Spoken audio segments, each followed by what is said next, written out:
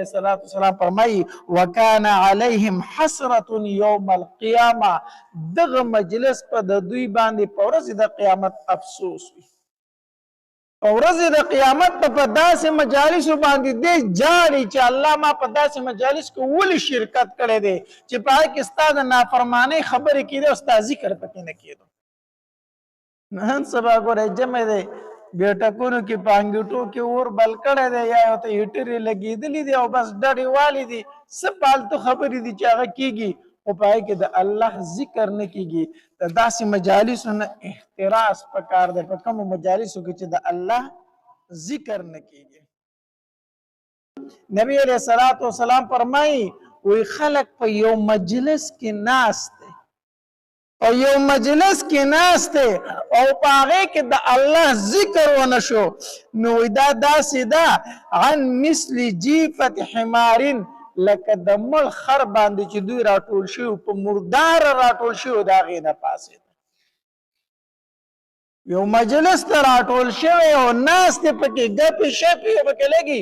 د نیمې شپې پورې څه فالتو مجلس چې دا په دې مجلس کې کېږي خو د الله ذکر پکې نه کېږي نبی رسول الله صلی الله فرمایي د دې مثال داسې لکه دوی یو مردار ته راټول شوي او لاړه پاسېده مردار ته راټول شوي وو نو د داسې مجالسو نه ځان ساتل پکار دي او بیا نبی علیه الصلوۃ والسلام فرمایي وکانا علیهم حسرة یوم القیامه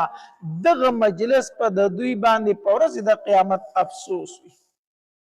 په ورځ د قیامت په داسې مجالسو باندې دی جاړي چې الله ما په داسې مجالس کې ولې شرکت کړی دی چې په هغې کې ستا د نافرمانۍ خبرې کېدې او ستا ذکر پکې نه کېدو نن سبا ګورئ جمع دی بیټکونو کې په انګوټو کې اور بل کړی دی یا ورته هیټرې لګېدلي دي او بس ډډې والي دي څه فالتو خبرې دي چې هغه کېږي خو په هغې کې د الله ذکر نه کېږي د داسې مجالسو نه احتراز پکار دی په کومو مجالسو کې چې د الله ذکر نه کېږي او چېرته هم په یو مجلس کې کېناستې په یو مجلس کې کېناستې او خبرې ترې پکې ډېرې وشوې پته نه لګي چې ما پکې ښې خبرې وکړې خو بدې خبرې وکړې نو بیا پکار دا ده چې د داسې مجلس نه پاسي نو په آخر کې یو دعا د هغه ووایه که څه کوتاهۍ پکې درنه شوي نو هغه به درته الله تبارک وتعالی څه کړي معاف کړي لکه حدیث مبارک کې راځي نبی علیہ الصلوۃ والسلام فرمایي من جلس مجلسا کثر فیه لغته څوک په یو مجلس کې کېناست او په هغې کې ډېرې خبرې وکړي ډېرې خبرې پکې وکړي سمې خبرې پکې مو وکړې ګډې وډې خبرې پکې مو وشوې او بیا د پاسېدو نه مخکې دا دعا وویله چې سبحانک اللهم وبحمدک اشهد ان لا اله الا انت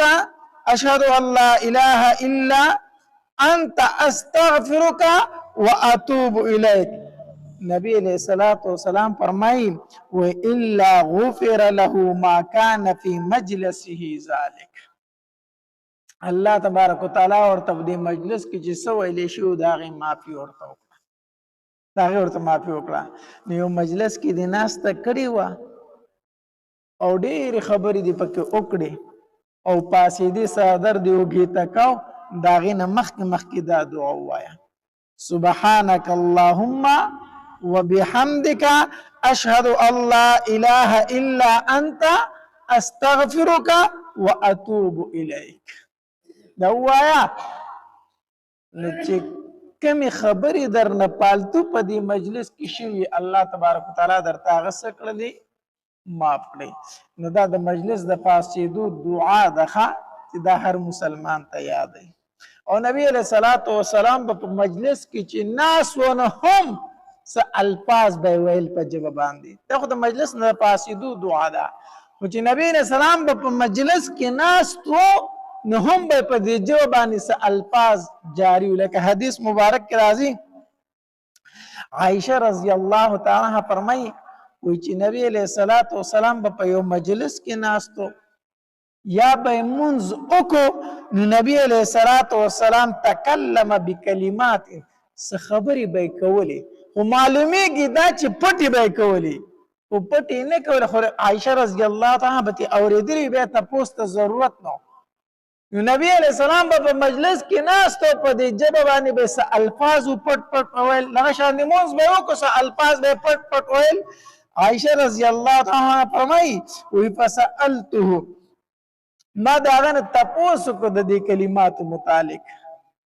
ما د نبی رسول الله سلام تپوس کو چې د الله پاک پیغمبر چې په مجلس کې ناست نو پټ پټ سوای یا منځ وکي دا غین ورست سوای نو دا سوای د الله پاک پیغمبر نبی علیہ الصلوۃ والسلام فرمایل وی عائشہ دا ز الفاظ واما خدا چې کله ته په مجلس کې ناست او دا وای کنه او کمی خی خبرې دی پکې کړي نیکی خبرې دی پکې کړي نو دا کلمات پاغي باندې مهر وي تا په مجلس کې خی خبرې کړي وي او دا کلمات ته وویل نو ستا په خبرو باندې مهر وو او د الله دربار ته ورسولي